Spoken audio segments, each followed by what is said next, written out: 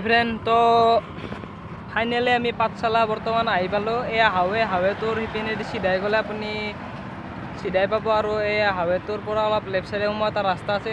এই যিটো ৰাস্তাতে আমি বৰ্তমান আহিছোঁ, এই ৰাস্তাটোদি সোমালে আপোনালোকে পাব পাঠশালা মেইন টাউন।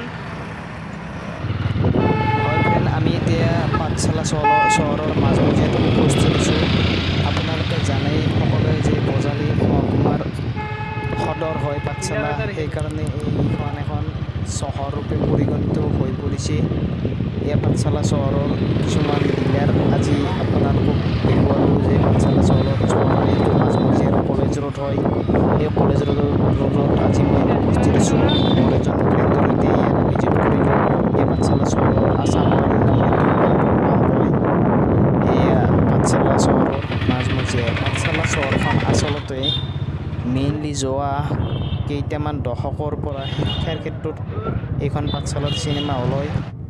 শিক্ষাৰ ক্ষেত্ৰত এনেকুৱা আগবাঢ়ি গ'ল মানে এই পাঠশালাৰ বজাৰ সমিতি, যাক তাৰমানে গোটেই অসমবাসী চিনি পোৱা হৈ গ'ল যে পাঠশালা মানে শিক্ষা নগৰী, যাৰ নাম দি দিলে অসমবাসীয়ে শিক্ষা নগৰী অসমৰ পাঠশালা। শিক্ষাৰ মূল ঘাঁহি পেলালেই আছে ইয়াত পাঠশালা, যাৰ কাৰণে আজি গোটেই অসম পৰিচিত হৈ গ'ল পাঠশালা চহৰখন মেইনলি শিক্ষাৰ কাৰণে। এইখন আনন্দৰাম বৰুৱা একাডেমীৰ য়েল্ল' কালাৰৰ বাছখন হয়, স্কুল বাছ হয় এইখন। এই চহৰৰ মাজমজিয়াৰ চুকে কোণে বহুতো আপোনালোকে কলেজ দেখিবলৈ পাব। এইবাৰ HS ফাইনেল এক্সামৰ ৰিজাল্টটোত কৃষ্ণকান্ত সন্দিকৈৰ পৰা 6টা কৰিল, আৰু এখন কলেজৰ পৰা ষ্টেণ্ড কৰিবলৈ টোটেল 7টাকৈ ছাত্ৰ এইখন চহৰত ষ্টেণ্ড কৰিবলৈ সক্ষম হৈছে। এই বছৰ বুলি নহয়, প্ৰতিটো বছৰতেই যোৱা কেইটামান দশকৰ পৰা মেট্ৰিক আৰু হায়াৰ ছেকেণ্ডাৰীত ষ্টেণ্ড কৰিবই এইখন চহৰৰ পৰা। এনেকুৱা শিক্ষাৰ ক্ষেত্ৰত আগবাঢ়ি গৈছে এইখন চহৰ। এয়া বজালী কলেজ, আপোনালোকে সকলোৱে নাম শুনিছেই। বজালী কলেজ কিমান ডাঙৰ এখন কলেজ হয়।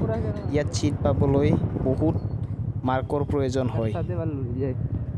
এই বজালী কলেজৰ কিছুমান ষ্টুডেণ্ট হয়। এই বজালী কলেজৰ মেইন গেট এইটো মেইন গেট হয় বজালী কলেজৰ কাষতে এইটো পুখুৰী, ধুনীয়া পৰিৱেশ বজালী কলেজৰ। বহুত ডাঙৰ কলেজ হয়, বহুত ডাঙৰ কলেজ। আৰু বজালী কলেজৰ ঠিক ফ্ৰণ্টেৰ যিটো ৰাস্তা গৈছে, সেইটো ৰাস্তাত গ'লে কৃষ্ণকান্ত সন্দিকৈ জুনিয়ৰ কলেজ পাব আপোনালোকে।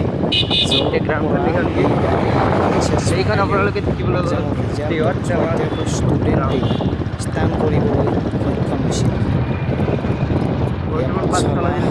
মেইন চহৰৰ কলেজ ৰোড, যিটো ৰোডেদি আমি এতিয়া মোৰ ফ্ৰেণ্ডৰ সৈতে গৈ আছোঁ।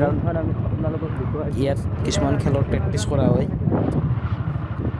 আৰু বহুতো কলেজ আছে ইয়াত। কলেজ স্কুলেৰে ভৰ্তি এই পাঠশালা চহৰখন। খুবেই ভাল লাগিল আজি আমাৰ ইয়াত আহি কিনে এখন আৰু এই কলেজখনৰ আগেদি এইখন আছে চন্দ্ৰপ্ৰভা শইকীয়ানী কলেজ, আপোনালোকে নাম শুনিছেই নিশ্চয়। তো এয়া আছিল পাঠশালা ভিজিট। আজি আমি পাঠশালাত ভিজিট কৰি আপোনালোকক দেখুৱালোঁ যি পাৰোঁ। তো ফাইনেলি আমি পাঠশালাক অহাৰ মানে কি মেইন কাৰণ হ'ল কি ৰেষ্ট্ৰি মুভিখন চাব আহিলোঁ ছলমান খানৰ। খুবেই ভাল মুভি এখন, খুবেই ভাল লাগিল ছবিখন চাই কিনে। ইয়াত যিটো ববি দেওল বা অনিল কাপুৰ বা জেকলিন ফাৰ্নাণ্ডেছে মানে যিখিনি এক্টিং কৰিছে, খুবেই ভাল লাগিছে ছবিখন চাই কিনে। তো পাঠশালা এই সুযোগতে আপোনালোকক আমি পাঠশালা টাউনখনো আপোনালোকক দেখুৱালোঁ কিছু পৰিমাণে যিখিনি পাৰোঁ। তো যদি ভিডিঅ'টো ভাল লাগিছে তেনেহ'লে মোৰ চেনেলটো প্লিজ ছাবস্ক্ৰাইব কৰিবলৈ নাপাহৰিব। এয়া মোৰ ফ্ৰেণ্ড হয়, ৰেকিবুৰ নাম ইয়াৰ।